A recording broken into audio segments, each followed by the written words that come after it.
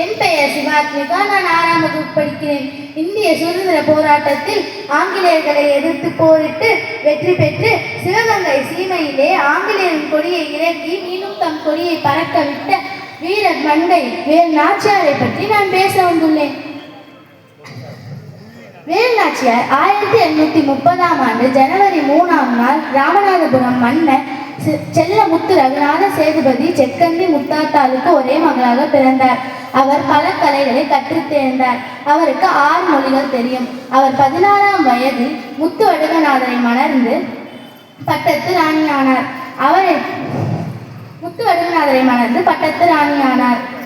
முத்து வடுகநாதர் கப்பம் கட்ட மறுத்ததால் காரையார் கோயிலில் நடந்த போரில் ஆங்கிலேயர்களால் கொல்லப்பட்டார். அதனால் கொதித்தெழுந்த வேல் நாச்சியார் தனது அமைச்சர் தாண்டவராயன் மற்றும் மருது சகோதரர்களின் உதவியுடன்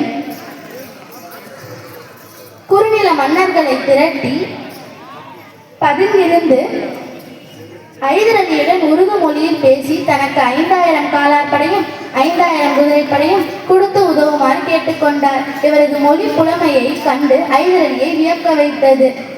இவரது 50வது வயதில் வெள்ளையர்களிடம் போரிட்டு வெற்றி பெற்று சிவகங்கை சீமையிலே வெள்ளையரின் கொடியை இறக்கி மீண்டும் தம் கொடியை பறக்கவிட்ட வீர பெண்மணி. வீரத்திற்கே வேல் நாச்சியார் என்றால் மிகையாகாது.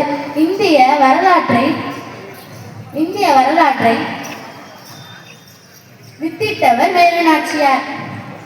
அவரை போல் நாமும் வீரமும் நாட்டுப்பற்றும் உடையவராக வாழ வேண்டும் என கூறி இவ்வாய்ப்புக்கு நன்றி கூறி விடைபெறுகிறேன். நன்றி, வணக்கம். இந்த திருவள்ளுவர் நாளன்று நான் இப்போது திருக்குறள் கூறப் போகிறேன். அதிகாரம் 40. கல்வி. கற்க கசர கற்பவை கற்ற பின்னிற்கு அதற்கு தக என்னென்ப ஏனைய எழுத்தென்ப இவரென்னும் கண்ணென்ப வாழும் இருக்கு கண்ணுடைய என்பவ கற்றோ முகத்திரண்டு புண்ணுடைய கல்லாதவர் உவப்ப தலைக்குடி உள்ள பிரிதல் அனைத்தே புலிவர் தொழில் உடையார் முன் இல்லார் போலே கற்றா கடையனே கல்லாதவர் தொற்றனை தூரும் மணக்கேணி மாந்தற்கு கற்றனை தூரும் அறிவு யாராகும் ஆறாமல் தூணாமல் என்னொருவன் சாயமலையும் கல்லாதவாறு ஒருமைக்கண் தாங்கற்ற கல்வி ஒருவருக்கு எளிமையமா முடைத்து தாமின் குருவது உலக்கின் உறக்கன்று காமருவ கற்றேந்தான் ஏழை வெளிச்செல்வம் கல்வி ஒருவருக்கு மாடல்ல மற்றையவர். இவ்வாய்ப்புக்கு நன்றி கூறி விடைபெறுகிறேன். நன்றி, வணக்கம்.